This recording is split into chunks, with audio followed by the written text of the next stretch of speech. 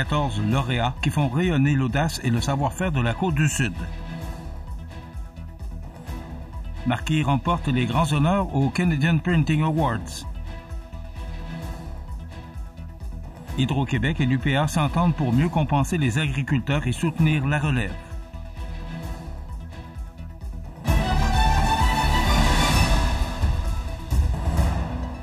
Lundi 17 novembre 2025. Bonjour mesdames et messieurs et bienvenue à votre bulletin d'actualité sur le réseau de télévision CEMA TV.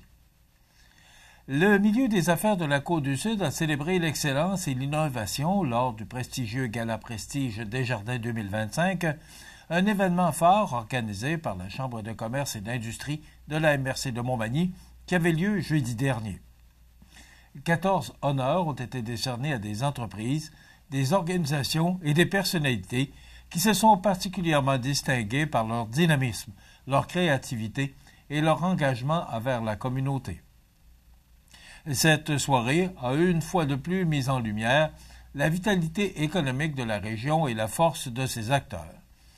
Parmi les prix remis, celui de l'équipe de travail de l'année est allé à la boutique Double Pas à Montmagny, reconnue pour son service à la clientèle exceptionnel et la cohésion remarquable de son personnel. Le titre d'employé de l'année a été attribué à Daphné Poulain de l'animalerie Montmagny, soulignant son professionnalisme et son dévouement exemplaire. Elle reçoit également un panier cadeau de la chèvre et le chou. Le prix Entreprise de coup de cœur de l'année présenté par CEMA TV a récompensé la boucherie Saint-Mathieu, saluée pour son approche humaine et la qualité de ses produits. L'entreprise mérite aussi une capsule des trouvailles d'Audrey. Dans la catégorie Prestige Service professionnel est allé à la clinique Psychanimo, reconnue pour son expertise unique en services psychologiques et animaliers. Pour la catégorie Prestige Restauration, c'est Michoui des Appalaches qui a été applaudi pour la constance de sa qualité et son implication gourmande locale. Prestige Tourisme, Arts et Culture a remis le prix aux Maisons du Grand Héron situées à Saint-Antoine de l'Île-aux-Grues pour leur contribution exceptionnelle au tourisme et à la mise en valeur du patrimoine régional. Le prix Prestige Commerce de détail remis par Desjardins a été attribué à Mode sans frontières, tandis que Promutuelle Assurance Côte-du-Sud a décerné le prix Prestige Services commerciaux à Mireille Dubé, MBA, LMI Canada, pour son leadership inspirant. Investissement Québec a récompensé le temps des cigales dans la catégorie entreprise industrielle, manufacturière ou de distribution, saluant son adaptation, son développement durable et sa croissance soutenue. Du côté communautaire, le Centre d'entraide familiale de la MRC de Montmagny a été honoré par la Fédération des chambres de commerce du Québec. Les maires des 14 municipalités ont choisi la ferme L'Apprenti à Cap-Saint-Ignace pour le prix Fierté de la MRC, une reconnaissance de son innovation agricole. Le député Mathieu Rivet a remis, à titre posthume, la médaille de l'Assemblée nationale à Marc Couillard, en hommage à son implication exceptionnelle. Enfin, le restaurant à la Rive a été récompensé pour son implication sociale, tandis que le magasin Coop IGA Extra de Montmagny et les marchés Tradition de Cap-Saint-Ignace ont reçu le prix pour un avenir vert, accompagné d'une mention spéciale pour la ferme de l'Apprenti. Les lauréats seront accompagnés par la Chambre de commerce dans la présentation de leur candidature au prestigieux concours provincial Les Mercuriades, une autre vitrine importante pour le rayonnement de la région. Marquis Imprimeur célèbre une distinction majeure après avoir décroché la première place au Canadian Printing Awards dans la catégorie Meilleur projet d'impression au Québec. En effet, le projet gagnant Neighborhood Story a été réalisé en collaboration avec Vise Media LLC, un partenaire de longue date et l'un des clients les plus importants de l'entreprise. Cette reconnaissance met en lumière l'expertise, l'innovation et le souci du détail qui distinguent Marquis, désormais une division de Lakeside Book Company. L'équipe souligne que ce succès est le fruit d'un travail collectif rigoureux, tout en remerciant Vise pour sa confiance continue. Avec cette distinction, Marquis affirme vouloir poursuivre sa mission, soit celle de repousser les limites de la qualité et redéfinir les standards du monde de l'impression. Hydro-Québec et l'UPA s'entendent pour mieux compenser les agriculteurs et soutenir la relève. Tous les détails après la pause. Le restaurant Pizzeria Porto Bellissimo, un incontournable à Saint-Jean-Port-Joli. Pizza débordante de garniture, menu varié et abordable. Délicieux desserts avec des produits de grande qualité des gâteries de l'Ami. Porto Bellissimo et les gâteries de l'Ami, route de l'église à Saint-Jean-Port-Joli.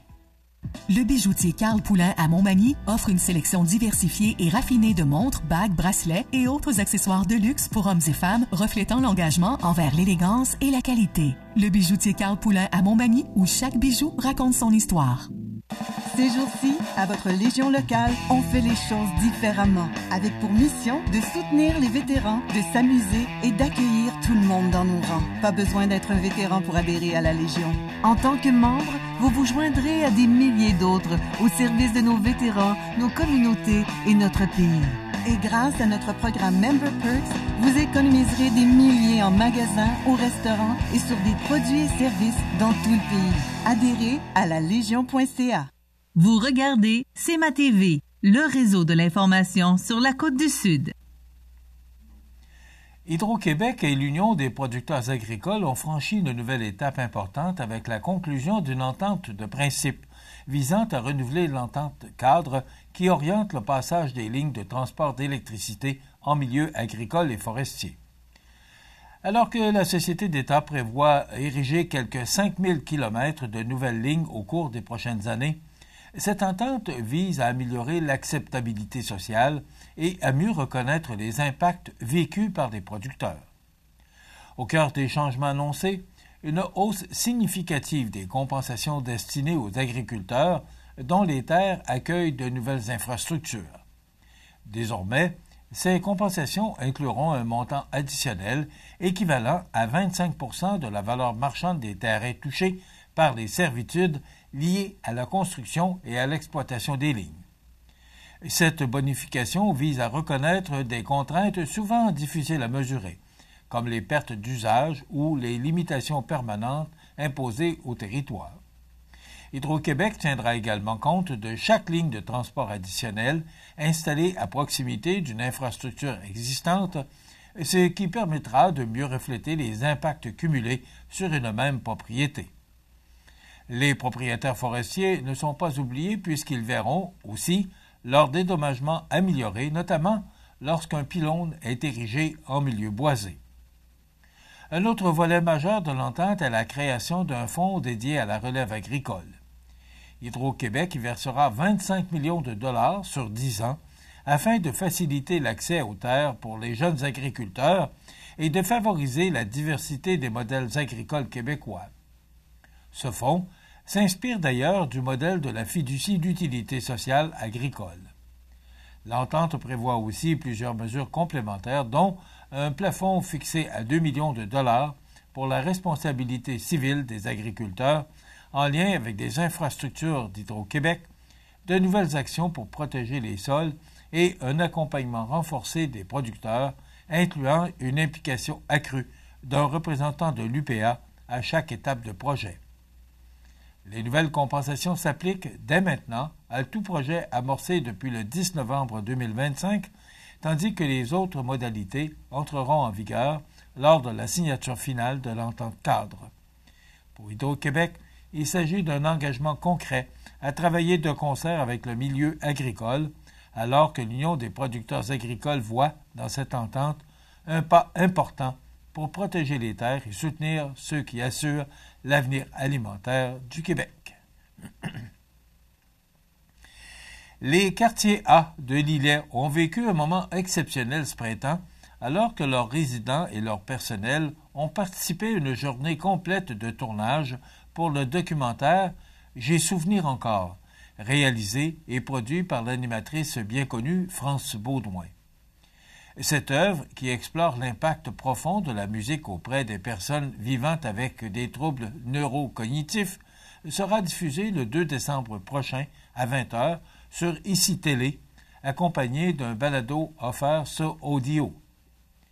Si la résidence a attiré l'attention de l'équipe de production, c'est notamment en raison de ses approches novatrices et non pharmacologiques auprès des aînés ayant des troubles neurocognitifs, dont l'Alzheimer.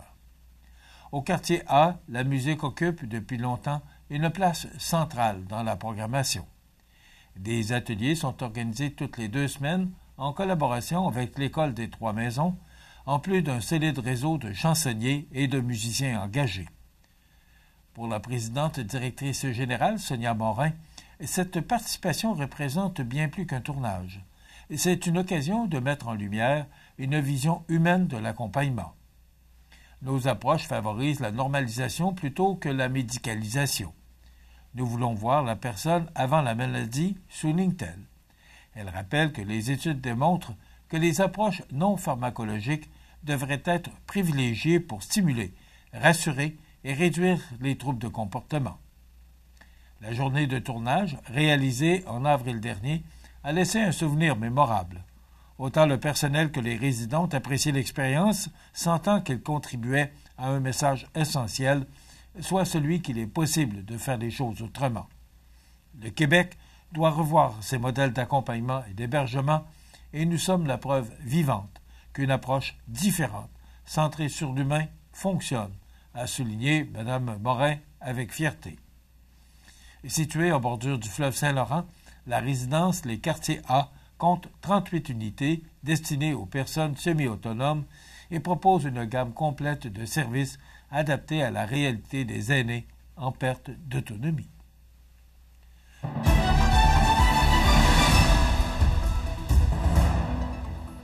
Au sport, la dernière fin de semaine d'activité dans la Ligue de hockey Côte-du-Sud a offert tout un spectacle aux amateurs avec 5 rencontres âprement disputées, des performances individuelles éclatantes et une première victoire attendue du côté des Hunters de Saint-Prosper.